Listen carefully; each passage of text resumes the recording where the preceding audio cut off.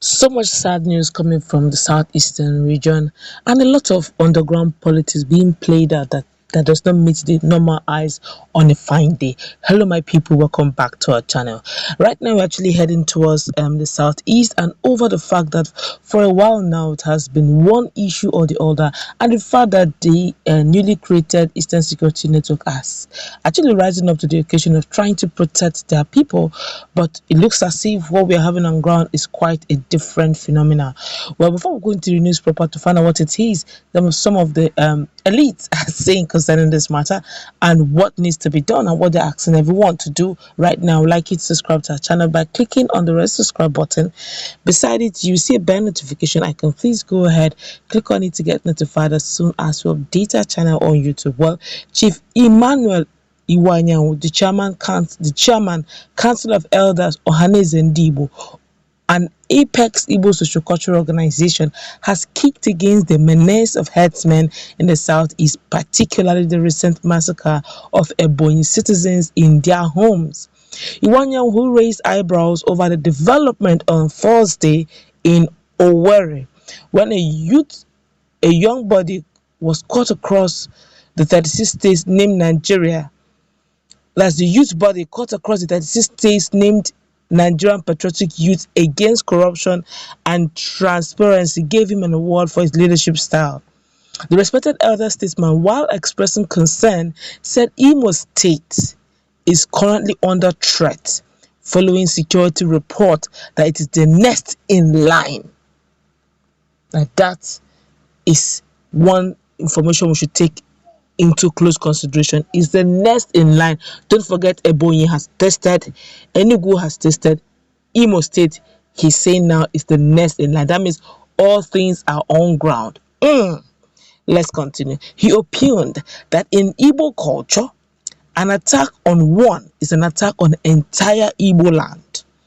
Igbos will never fold their hands and watch people invade them, destroy their homes, destroy their property, and rape their wives. Chief Iwuanyanwu, however, called on federal government to take steps to stop these terrorists, or we will have to devise a means of self-defense.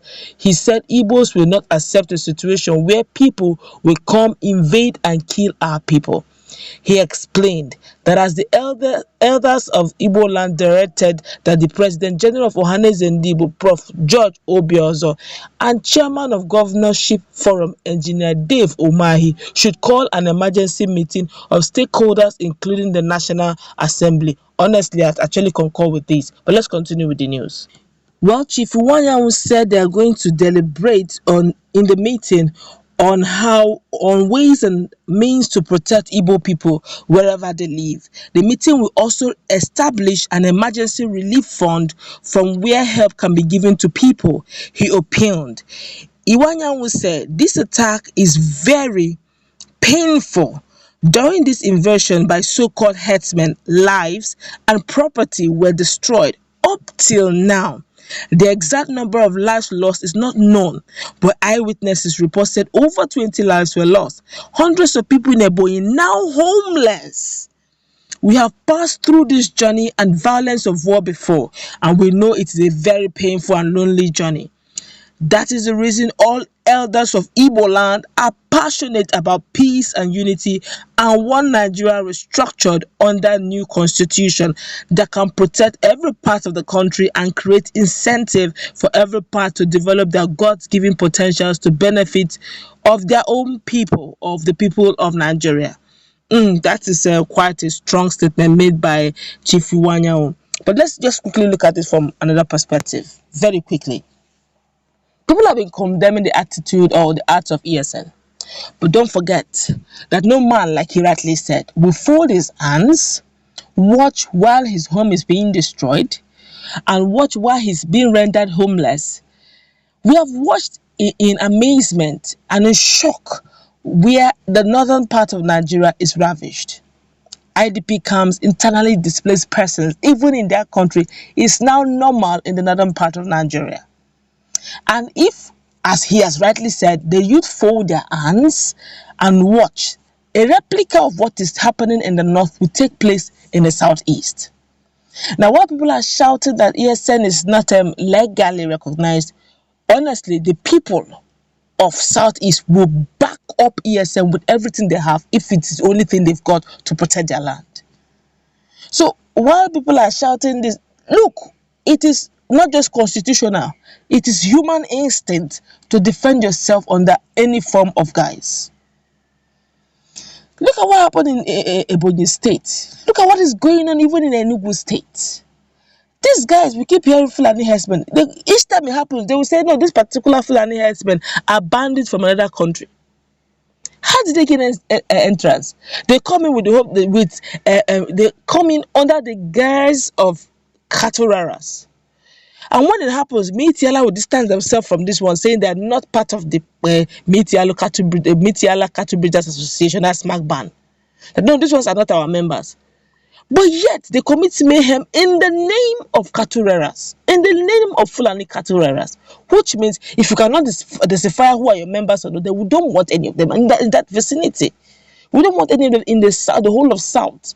If you cannot pinpoint the ones that are yours and bring them to order, people can't keep folding their arms and saying, no, they are MACBAN, talk to your people. For how long? People are going down every day, and you expect them to fold their arms and keep waiting for the federal government or for MACBAN to tell them to stop. Lives lost are not recovered. It's one life at a time. And when it is gone, it's gone. It's not like a foodstuff. It's not like a property that when it is gone, it's a painful one, but you can always recover. You don't recover life when it is gone. Therefore, at this stage, all hands should be on deck. Forget political affiliation, forget political party affiliation, forget whatever differences you have. Harness your resources together and do the needful. Protect life and property first. Life first. How can a whole Ebonyi state now have homeless people in Ebonyi state? This is so appalling.